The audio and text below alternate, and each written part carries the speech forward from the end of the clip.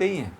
विचार भी यदि विचार देखिए, एक आम सामान्य भाषा में कहा जाए कि विचार बाधा तब होते हैं जब आप किस विचार के तरफ सोच रहे हो।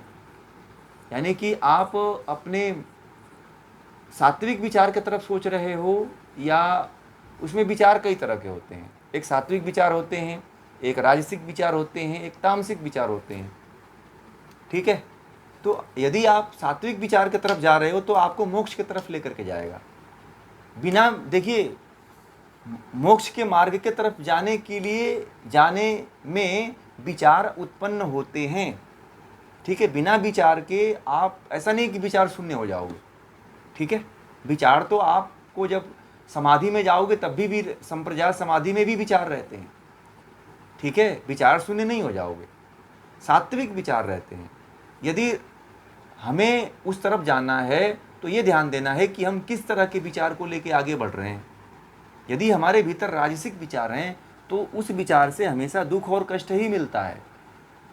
यदि तामसिक विचार आपके अंदर हैं तो उससे तो घनघोर पाप मिलेगा आपको, घनघोर कष्ट मिलेगा आपको। तो यह ध्यान रखना है कि राजसिक और तामसिक तरह के विचार आपके भीतर नहीं होना चाहिए।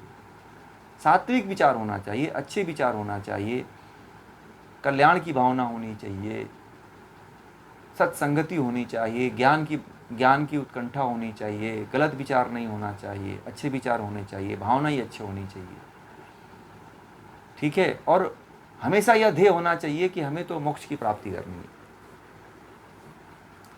ठीक है, अब राज्य की प्राप्ति की इच्छा है तो ये तो तामसिक विचार है ना। फिर आप ध्यान में बैठे और ये सोचते हो कि मुझे जो है कोई बड़ा पद मिल जाए, मैं जो है किसी बड़े पद पे बैठ जाऊं।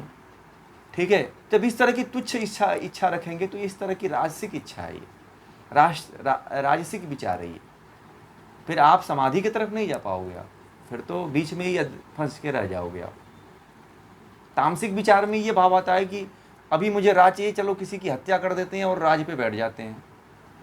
ठीक है, तो ये तामसिक विचार है। तो इस तरह के विचारों को यदि आप लेकर के साधना करते हो तो आप नहीं पहुंच पाओगे। सिंपल भाषा समझिए, योग की भाषा थोड़ी कठिन है। साधारण भाषा में यदि आप यात्रा करेंगे तो ज़्यादा यात्रा कर पाएंगे और ज़्यादा सरल रहेगा पहुंचना। ठीक है।